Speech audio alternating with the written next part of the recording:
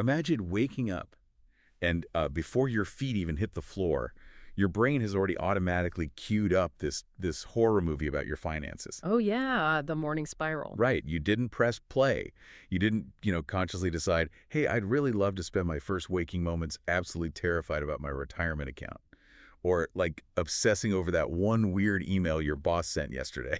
It just starts, you're strapped into the theater seat, the volume is blasted, and the projector is just, it's running completely on its own. Exactly. And suddenly your heart is racing, your stomach is in knots, and your entire day is entirely derailed before you've even had a sip of coffee. It's a universally recognizable experience, really. It is. And that is exactly the reality we are dismantling today. So for you, the listener, the inherently curious person who is always, you know, trying to figure out the mechanisms behind your own madness, Yeah. you're in the perfect place. Today is officially Double Feature Part 2. Yes. We're getting into chapters 12, 13, 14, and 15 of our source material today. Chapters 12 through 15. And I'm going to make a massive promise right out of the gate here. We are not just discussing like abstract psychological theories today.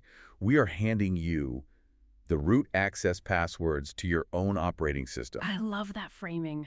We are going to completely deconstruct how you wake up tomorrow morning. But to do that, we have to look at the architecture of these systems that are running silently in the background of your life. Right. And our blueprint for today is exploring what the source material calls the systems phase. So we're going to decode the mind as a digital streaming service, the physical body as a live updating GPS, and your emotions as an atmospheric weather system. It's such a brilliant framework because you think about the times you felt just utterly hijacked by a downward mental spiral. Or burnt out. Yeah, totally burnt out because your mind insisted you had to just keep pushing. Or, think about that bad mood that ruined a perfectly good weekend. If you have ever felt like a passive passenger in your own life, this deep dive is specifically designed to put the remote control back in your hand. So let's look at the software running that morning horror movie you mentioned.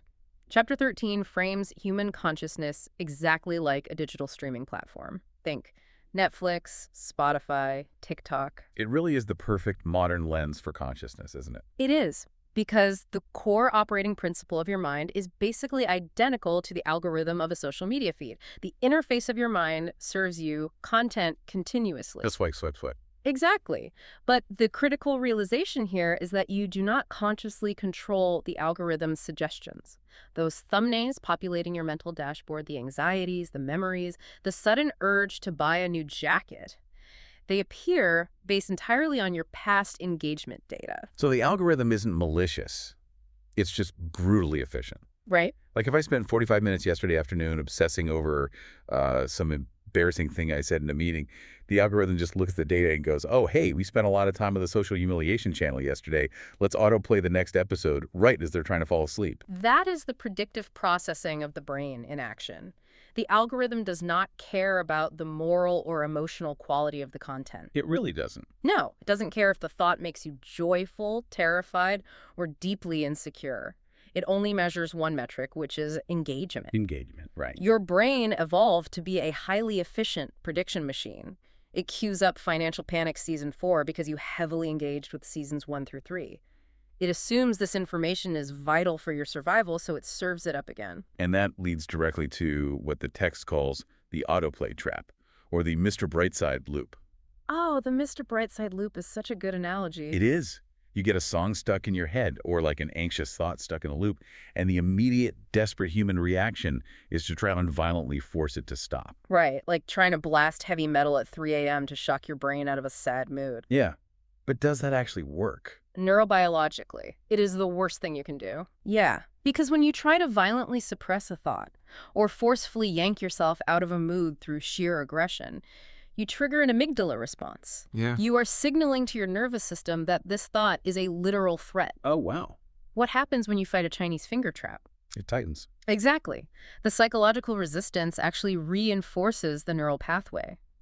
You are giving the algorithm massive amounts of engagement data, which practically ensures it will serve you that exact same thought again tomorrow. Okay, but, if I can't fight the algorithm with brute force, what is the actual mechanism for taking back control?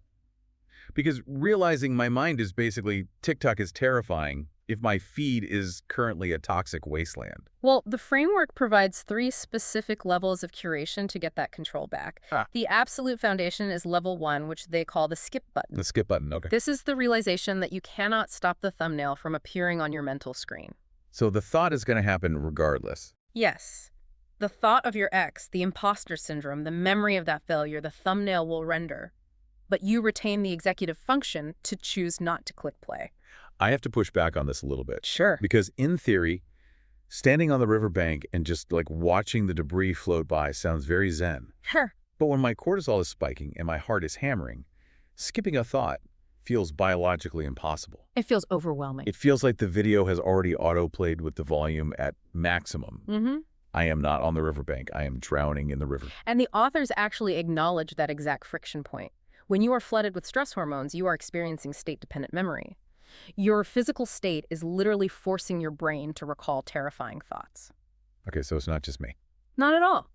That is why the skip button is only level 1. It works for low-level static, but not for a full system override. To fundamentally change the feed, you have to move to level 2, the unfollow. The unfollow. Right. This is the active, ruthless removal of toxic sources from your ecosystem. And this is both externally and internal, right? Externally, it's deleting the rage bait news apps. Mm-hmm. But internally, it's unfollowing the voice that says you're an imposter. Exactly. But let me challenge the premise of unfollowing entirely. Yeah. Isn't this just a recipe for toxic positivity? How so? Well, if I unfollow every external news source that stresses me out and I immediately dismiss every internal fear, aren't I just, hiding in an echo chamber of delusion? That is a crucial distinction to make. But there is a massive biological difference between avoiding reality and protecting your instrument. Protecting your instrument. I like that. The unfollow feature is not about ignoring facts. It is about recognizing when a source is systematically dysregulating your nervous system to the point where you cannot process reality anyway. Well, that makes sense. If a news app is keeping you in a chronic state of sympathetic arousal, basically fight or flight, you aren't actually becoming more informed. You are just degrading your cognitive function. So you're just panicking, not learning. Precisely. And the same applies internally. Unfollowing the imposter syndrome doesn't mean ignoring your genuine areas for professional improvement. It means refusing to engage with the abusive, unhelpful tone of that specific mental channel. Okay, that makes a lot of sense. You're cutting the emotional manipulation, not the data. Exactly. Which brings us to level 3, the active cue. This is where we transition from just playing defense to playing offense. We become creators, not just curators. So how do we actually create the cue? This relies heavily on neuroplasticity, specifically Hebb's law, which states that neurons that fire together wire together. The active cue requires setting the intention before the algorithm can autoplay. Before you even pick up the phone. Right. Before you check your phone, before the external world dictates your state, you intentionally feed the algorithm positive data. You cue up curiosity. You cue up gratitude. You are actively training the predictive machine on what to look for throughout the day. So what happens when all 3 levels of curation fail? Because, let's be honest, they do. They absolutely do. You try to skip, you try to unfollow, you try to queue up a good morning, and you still end up spiraling at 2 p.m. What then? That is when you deploy the 4-step cue interrupt protocol. The cue interrupt. Yes. This is the tactical emergency brake for when you are already binging the bad content and your nervous system is fully engaged. Step 1 is to name the pattern. Which means actually saying out loud, like, I'm in a downward queue right now, or I'm watching the sadness channel. Yes. Why is vocalizing it so important, though? It utilizes a mechanism called effect labeling. When you are deep in a spiral, your identity is completely fused with the feeling. The emotional centers of your brain are running the show. Right. You just are the sadness. Exactly. By forcing yourself to articulate the pattern in a completely objective observational sentence, you literally force blood flow back into the prefrontal cortex. That's the logical executive part of your brain. It creates a wedge of objective distance. So saying, I am watching the sadness channel, completely divorces my identity from the emotion. I am not sad. I am just a viewer currently looking at sad content. Precisely. Which leads to step 2, which is non-negotiable. Stop the current song. And this intervention must be entirely physical. This was the biggest paradigm shift for me in the source material. Why can't I just think my way out of a bad thought?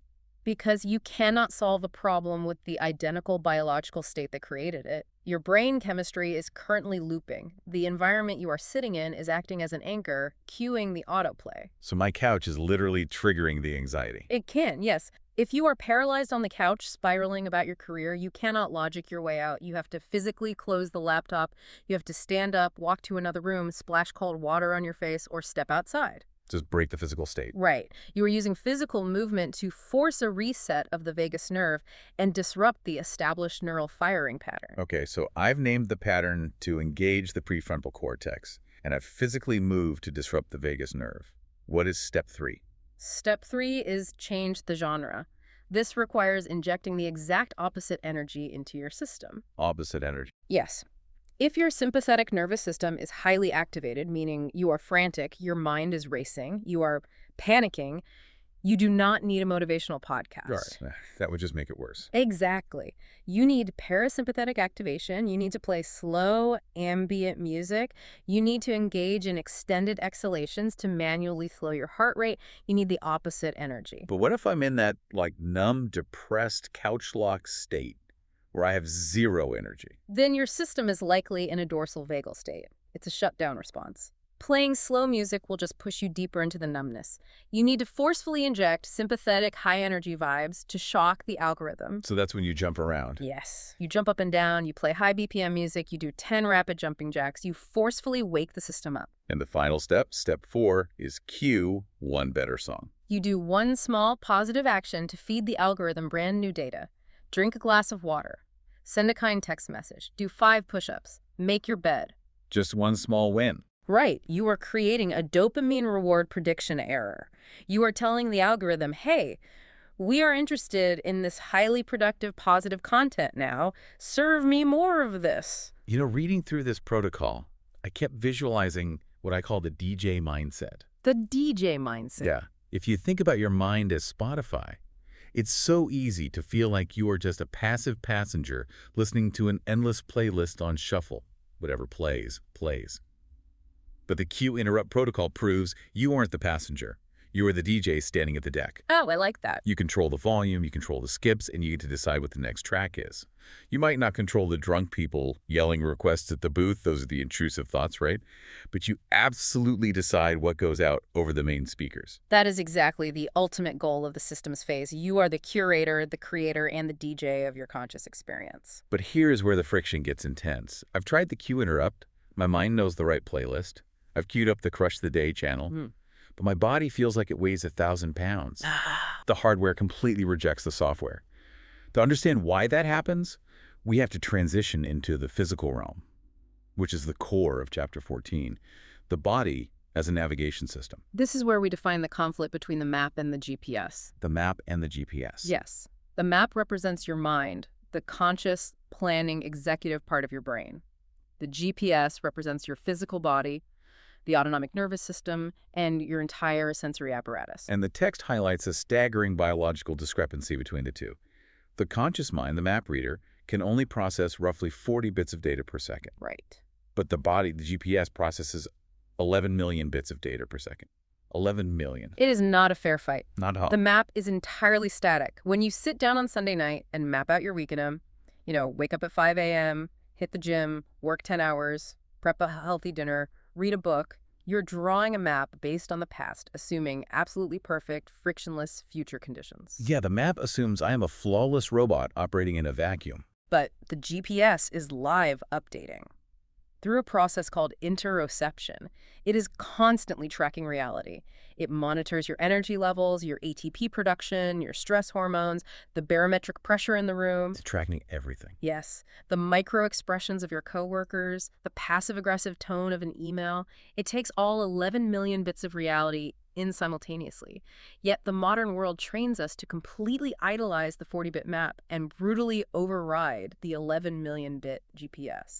The sources actually refer to modern society as a highly funded training camp for abandoning the body. Which is terribly accurate. It really is. And that perfectly describes what they call treadmill zombie mode. We've all seen it, or been it.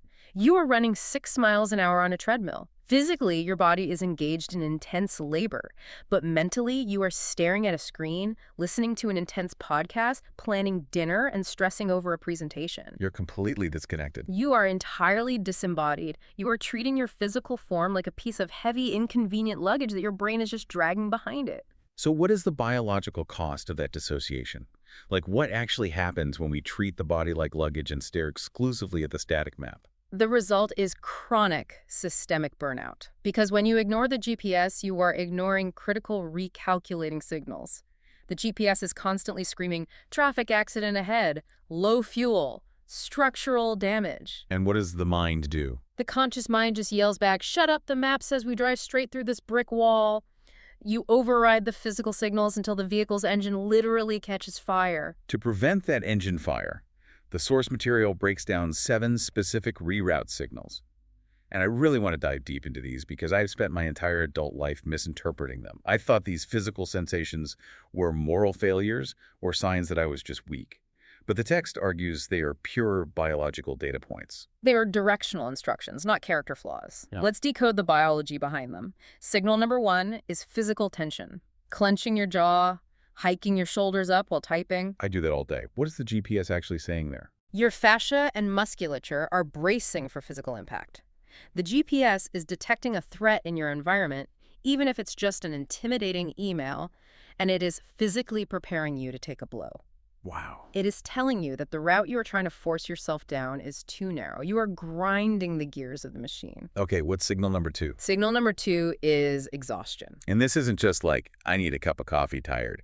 This is bone-weary depletion. Right. This is a signal of allostatic load, the cumulative burden of chronic stress and life events. Your GPS is explicitly stating that the current route requires cellular fuel, ATP, that you simply do not possess. It's an empty tank. Exactly. If you do not pull over and refuel, the system will initiate a forced shutdown via illness. That explains why I always get sick the day after a massive project finishes. Exactly. Your body finally forces the shutdown. Now, signal number 3 is perhaps the most profound psychological reframe in the book.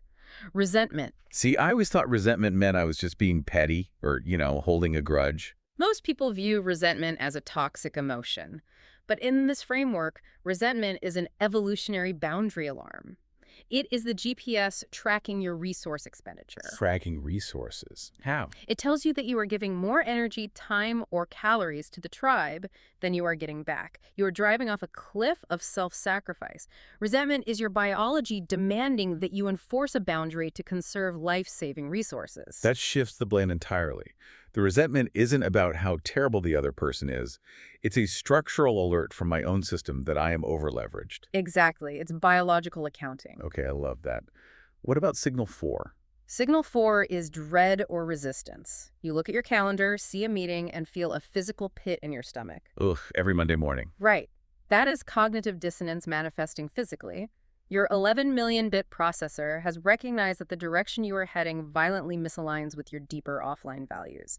The GPS is saying, this destination is structurally wrong for us. It's rejecting the route entirely. Yes. Now, signal number 5 is gut discomfort. Like nausea, or your stomach tying itself in knots. We have an entire enteric nervous system in our gut. It's often called the second brain, containing over 500 million neurons. When your gut hurts in response to a situation, it is pure threat detection. So it's literally sensing danger before my brain does. Exactly. The GPS has processed micro cues that your conscious mind missed, and it is telling you to proceed with extreme caution or turn around entirely. Signal 6 surprised me. Restlessness or boredom? Because I always thought boredom meant I was just ungrateful for the peace and quiet. From a neurobiological standpoint, boredom means your nervous system is idling too high. You have a dopamine deficit because the route you are on is vastly understimulating. So I have too much energy for the task. Right. You possess excess cognitive or physical capacity that isn't being utilized, and the GPS is demanding a more challenging path to keep the system engaged and healthy. And finally, signal 7. Constriction or shallow breathing. The classic anxiety chest tightening. Yeah, the feeling where you literally can't take a full breath. That is the vagal brake engaging. The system has entered acute threat mode. The GPS is prioritizing sheer survival over navigation. You cannot effectively read the map or plan your future when your biology believes a predator is in the room. You have to mechanically regulate the breathing first. But I have to challenge the practicality of all this. Let's hear it. Because I can hear the listener screaming the exact same question I had. If my body's GPS says, I am exhausted, the route requires fuel you don't have, nap all day, but I have a mortgage to pay, I have kids to feed, I have massive career ambitions, do I just abandon my destination? Do I just lay on the couch and let my life fall apart in the name of honoring my GPS? That is the ultimate tension of modern life, but the text clarifies this brilliantly. It differentiates between your capacity and your destination. Okay, explain that. The GPS rarely questions a genuine, authentic destination. It isn't telling you to abandon your business or ignore your children. It is desperately trying to find the optimal, sustainable route to those destinations so you don't destroy the vehicle in the process. So it's not saying don't build the career. It's saying don't build a career by sleeping 4 hours a night, drinking 6 energy drinks, and ignoring your marriage. Exactly. The GPS wants you to arrive intact. But there's a massive caveat here. Which is? If your GPS is constantly routing you away from a specific goal, if you feel chronic dread, physical illness, and deep resistance every single time you work toward that promotion or that milestone, you have to ask a terrifying question. Is that destination actually yours? Oh, wow. Or is it an internalized expectation from your parents or society or internalized capitalism? The body knows when you're chasing a ghost. It absolutely does. Which leads us to the concept of somatic wisdom or offline maps.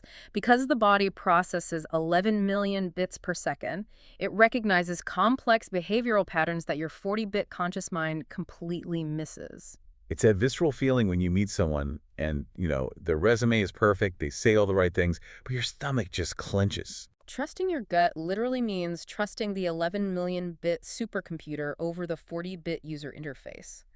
The body knows a situation is unsafe long before the prefrontal cortex can articulate the logic behind it. It's incredible architecture.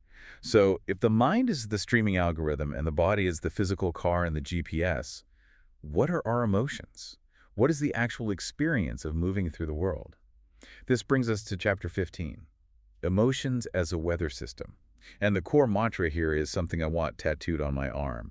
You are the climate, not the weather. It sounds poetic, but it is a deeply functional structural tool. Emotions are incredibly intense. They drastically affect your visibility and your ability to navigate the car, but they are entirely temporary atmospheric patterns. They just pass through. Exactly. They're just weather passing through the ecosystem of your nervous system. And the ultimate trap is fusing our identity with the weather. Exactly. We say, I am a depressed person, rather than I am currently experiencing a low-pressure system of depression.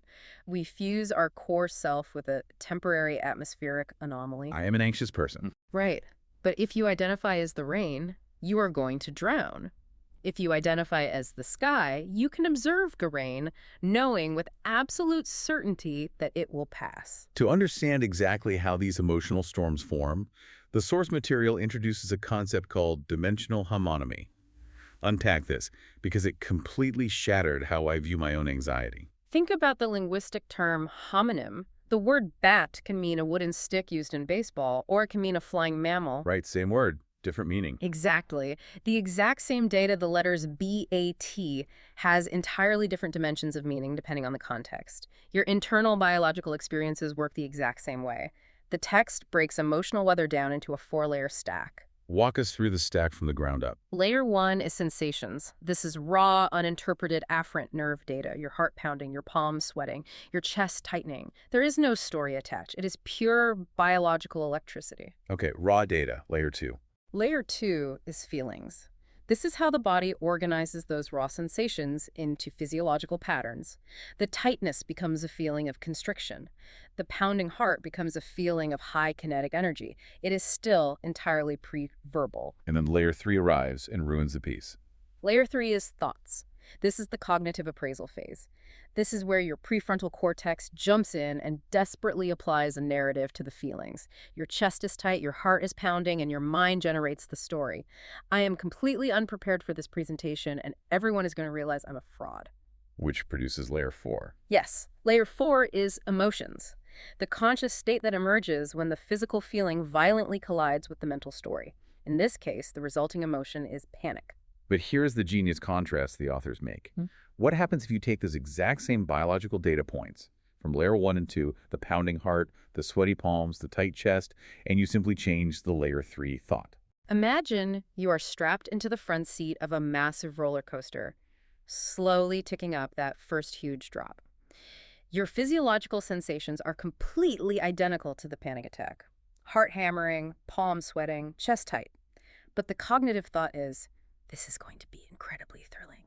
And suddenly, the exact same biological data produces the emotion of excitement. Yes, this is cognitive reappraisal. You do not have to fight your body's physiology. You don't have to force your heart to stop pounding. You just have to change the dimension of meaning. You change the thought, and you instantly change the weather.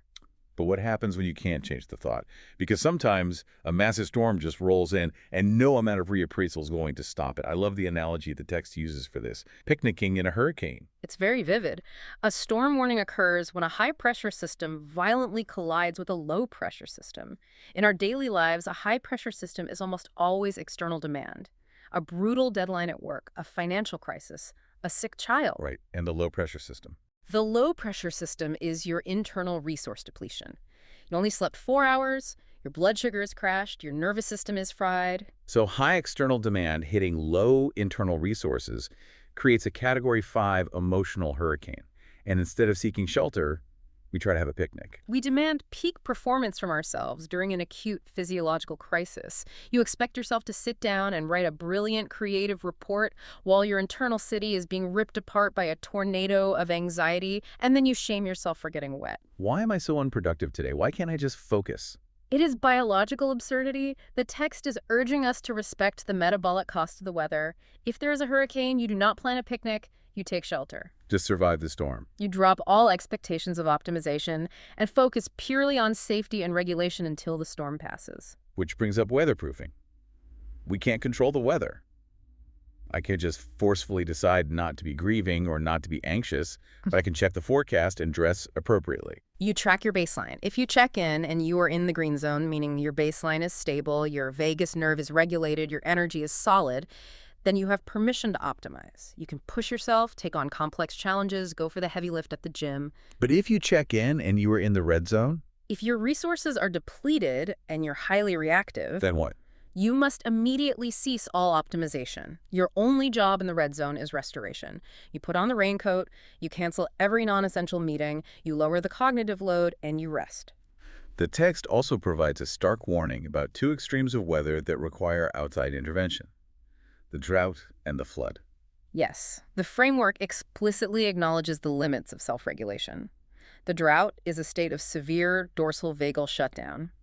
It is profound depression or dissociation where the nervous system completely powers down to protect itself from overwhelming pain. And the flood. The flood is the exact opposite. It is sympathetic hyperarousal, chronic panic attacks, constant adrenaline flooding, the inability to ever self-soothe. And the author's very clear. If you are trapped in the drought or the flood, you cannot just cue interrupt your way out of it. You need professional clinical support. That is climate-level intervention. A vital, life-saving distinction. So we have this massive, intricate architecture. We have the mind's algorithm, the body's GPS, the emotional weather system. Yeah. But honestly, looking at all of this, how in the world do we actually run these systems in our daily lives without the maintenance becoming a full-time job? I don't want to spend 24 hours a day obsessing over my internal dashboard. Which brings us perfectly to the integration phase in Chapter 12. Executing the systems and the manual override. The ultimate goal of this entire framework is not hypervigilance. The goal is automation. The smart home trap. Exactly. Biological and psychological automation is an evolutionary necessity. Your basal ganglia turns repeated actions into automatic habits, so your prefrontal cortex doesn't have to burn massive amounts of glucose thinking about them. So it's saving energy. It's like a smart home that automatically turns the lights on at 6 p.m. and locks the doors at 10 p.m. You want your workouts, your deep work blocks, and your sleep hygiene to run on automation. But here is the trap, and I fall into this constantly.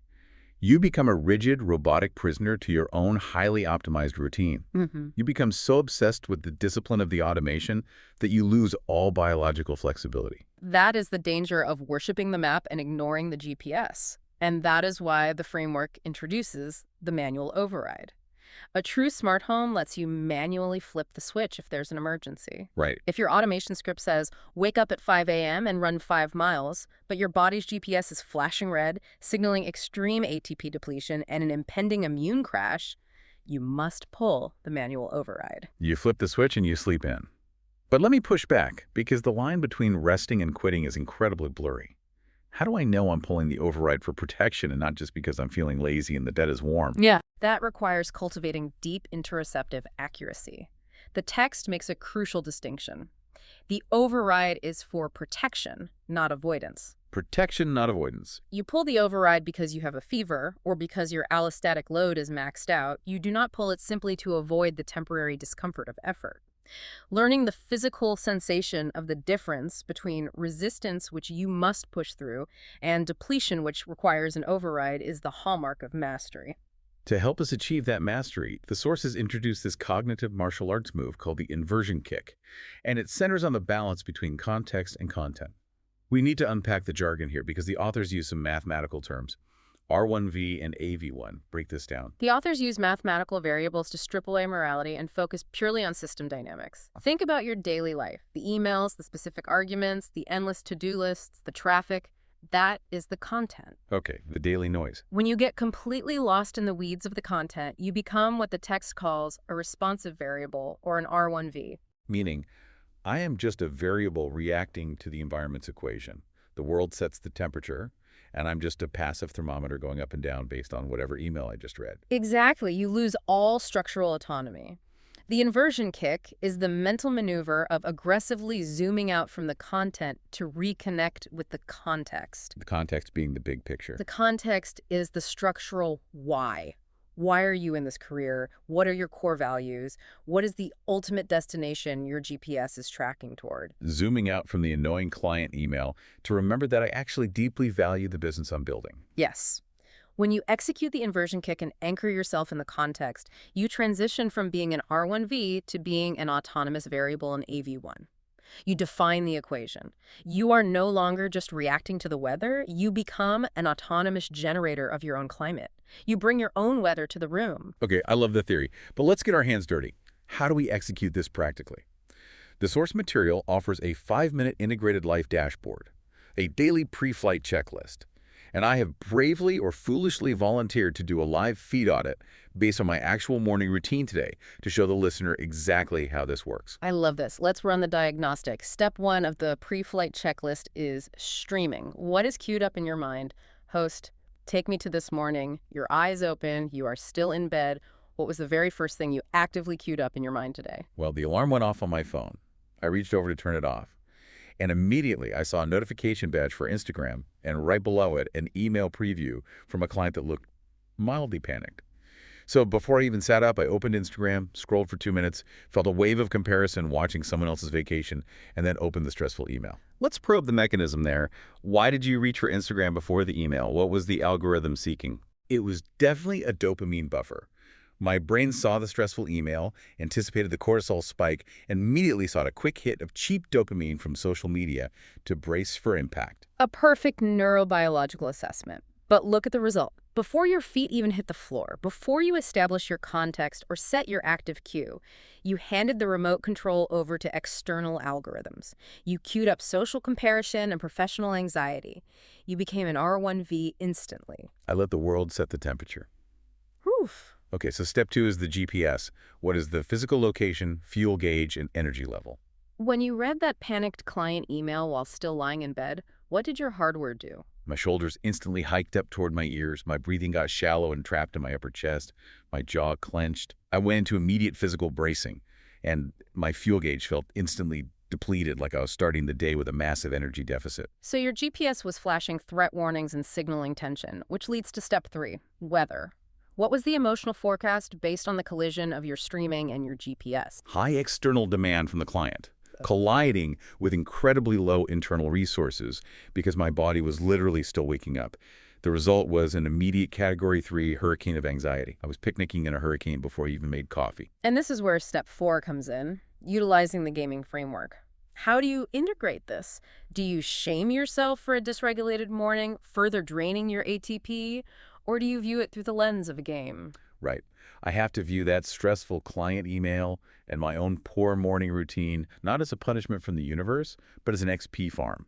It's an opportunity to level up my boundary setting stats and practice the cue interrupt. Exactly. In 5 minutes, by deeply auditing your streaming, your GPS, your weather, and your gaming integration, you regain root access. You took a morning that was spiraling into passive reactive anxiety, and you used the inversion kick to become an AV1 again. It is a monumental shift in perspective. Think about the ground we have covered today. We have deconstructed the mind's predictive streaming algorithm and learned how to curate the feed. We have decoded the 11 million-bit physical GPS and learned to honor its reroute signals to avoid engine failure. And we have learned how to stop fighting the emotional weather, understanding the deep biology of dimensional homotomy. You are walking away with the administrative passwords to your own nervous system. But we want to leave you with one final, deeply provocative thought. Something from the very end of the source material that expands this entire framework far beyond the boundaries of individual self-help. It is the concept of relational resonance and contagion. Everything we have discussed today, curating your mental feed, honoring your physical capacity, managing your emotional weather, feels very solitary. It feels like an individual pursuit. But biologically, you are not an isolated system. You are part of a massive, living, breathing ecosystem. The text points out the profound science of emotional contagion. Our nervous systems are literally broadcasting to each other at all times. Through mirror neurons and a process called neuroception, your internal state continuously alters the environment. When you walk into a room, your physiological regulation or your dysregulation measurably impacts the heart rates, the breathing patterns, and the stress hormones of everyone around you. Which means the stakes are so much higher than just feeling better yourself. When you use the cue interrupt to stop an anxiety spiral, when you listen to your GPS and pull the manual override to rest instead of snapping at your partner, when you accurately label your internal weather instead of projecting a hurricane onto your coworkers, you aren't just saving yourself. You are actively changing the frequency of the Wi-Fi for everyone in your network. By taking rigorous responsibility for your own operating system, you become a source of co-regulation. You become the living update that helps patch the psychological bugs in the people around you. You become the living update. So here is our ultimate challenge to you, the listener. Tomorrow morning, before your feet hit the floor, before you let the external algorithm hijack your screen and dictate your state, try the 5-minute pre-flight checklist. Audit your streaming, listen to your GPS, check your weather, take hold of the remote control, and consciously decide what channel you are going to broadcast to the world. Become the autonomous architect of your own climate. Because remember, you aren't just a broken machine waiting for a mechanical fix. You are alive, dynamic, and constantly recalculating. The remote is in your hand. What are you going to play next? Thanks for joining on this deep dive. We'll see you next time.